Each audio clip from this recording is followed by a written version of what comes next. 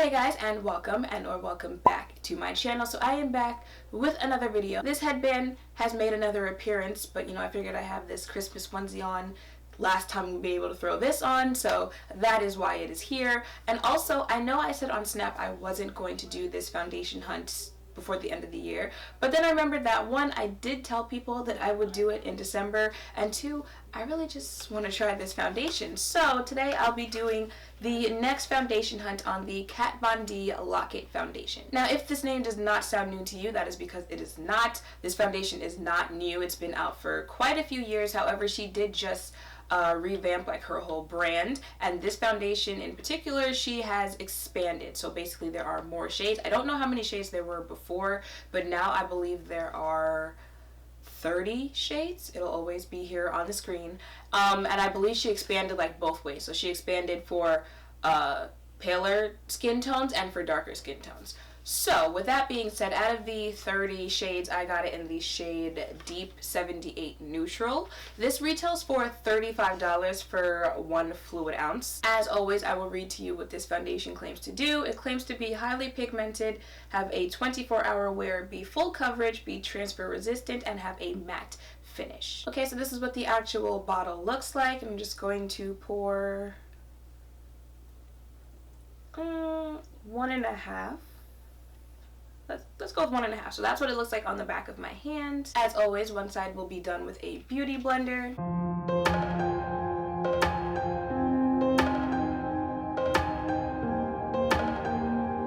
And then a brush.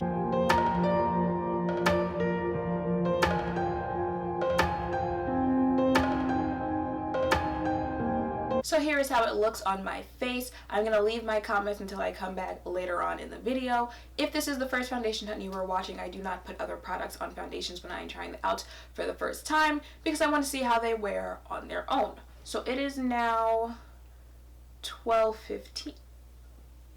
It's 12:15. I will see you guys later. Alright now, Kat Von D. She was like, this last foundation hunt of the year is going out with a bang. Okay, so I am back and it is now 6:16. Does my camera have cooties? Like, I don't understand why it turns off.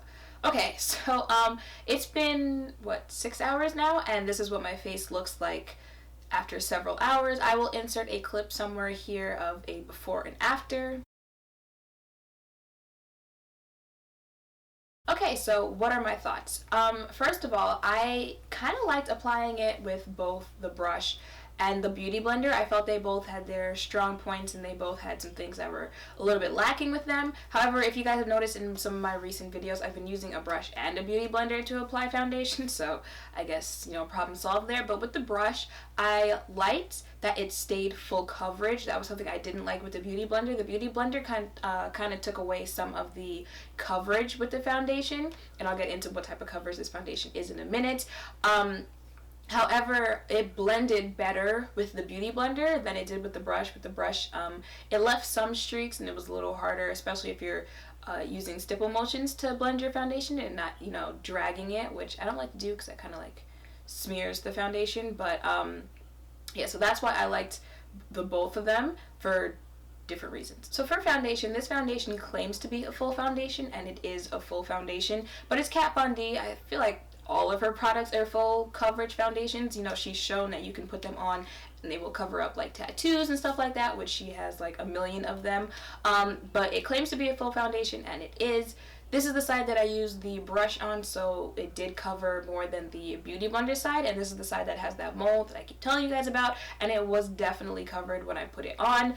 Is it buildable full coverage? I mean, if you put more than one layer on your face with this foundation, if that's the look you're going for, then do you, but I would not put more than one layer of this foundation on my face. What else did it? It claims to be highly pigmented. Once again, all of her products are pretty much highly pigmented, which is another reason why I feel like you really don't need more than one layer on your face. You're getting the full coverage, there with the full coverage, and you're getting the pigment that you need with just that one layer. So I really don't feel like you need to go more than one layer.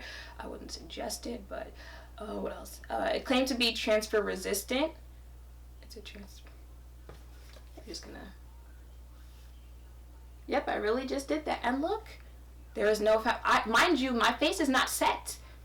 And I am rubbing this contour palette against my face, and the words are still white on the back of the palette. Don't mind this. This was already there because, if you know, my palette's broken, but I just rubbed these white words up here against my face, and it didn't transfer on my arm. It's not transferring, so it is transfer resistant, and I don't have other products on. A matte finish. It pretty much is a matte finish. I don't know, I feel like it's kind of a matte satin finish. Like, it's matte, but I feel like it still has a little, glow, dew, it's got a little sheen to it, a little bit. It's matte though. It is matte. Now, it claims to be 24-hour wear. Once again, this is my face after 6 hours, and I am impressed that this is my face after 6 hours. I really just started getting oily, like, I want to say 30 minutes ago. Usually when I start feeling oily is when I'm like, okay, I can't really take this anymore. I think it's time for me to go give my last thought so I can wash it off. But it's still lightweight. Like, no, I didn't mention that. It is lightweight. I cannot feel this on my face, even though it is a full coverage foundation. However, the oil started coming through on my face around like 30 minutes ago, and even then it's still like doable. Once again, my face is not set.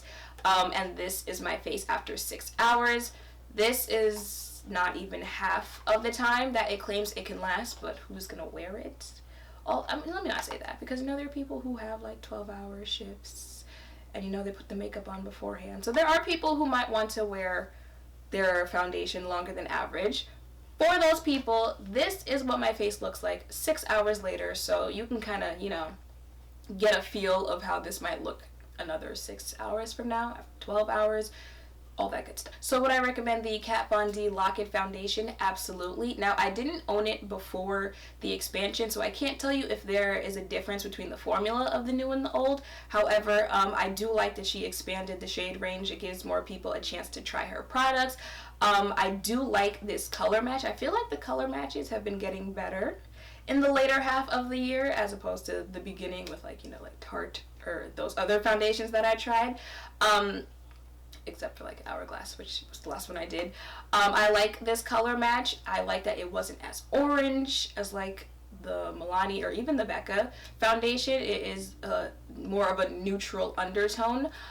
This is the first foundation that I've tried that's full coverage that has made me, not bothered that it's full coverage. I usually like to stay somewhere in like middle to full coverage. However, this is the first foundation that I've tried that is, branded as a full coverage foundation that I wouldn't mind wearing as a full coverage foundation, just because I feel like it doesn't take away that much on your face. Like, it doesn't add that much product look to your face, if that makes sense, especially if you use a beauty blender, which will kind of soak some of that product if you use it damp, which you're supposed to. I feel like for the price you are getting what you paid for. It's a little bit less than the Becca foundation and a little bit more than the Anastasia foundation, and those are two foundations that I reviewed on my channel and recommended. So I am happy. I feel like I did get what I paid for here. It meets all the other things that I usually like in a foundation, with the blendability, the color, the how long it lasts, longevity. So I am definitely,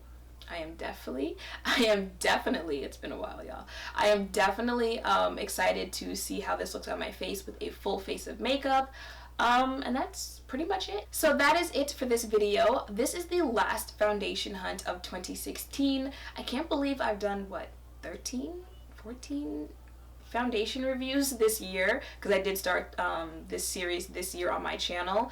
I feel like I might want to do like a day next year where I try out a new foundation, because like you guys just keep coming in and in with all of the foundation requests that you guys want me to try, and I'm just like, damn, I don't like it unless I'm doing like foundation weeks. I'm not sure how I'm going to add all of this onto my channel, so I might do like a foundation day, like maybe every Friday I try a new foundation. I don't know yet, I'm still thinking about it, but let me know what foundations you want to see in the new year. Some of the Some of the ones that I've gotten are the new LA Girl foundation. I don't know if it's new, but the one that everyone's just started talking about. I know NYX is releasing like a 30 shade foundation. So let me know what other ones you guys are interested in the comments down below. Make sure to thumbs up, comment, and subscribe down below. Thank you all for watching, and I will see you in the next one. Bye.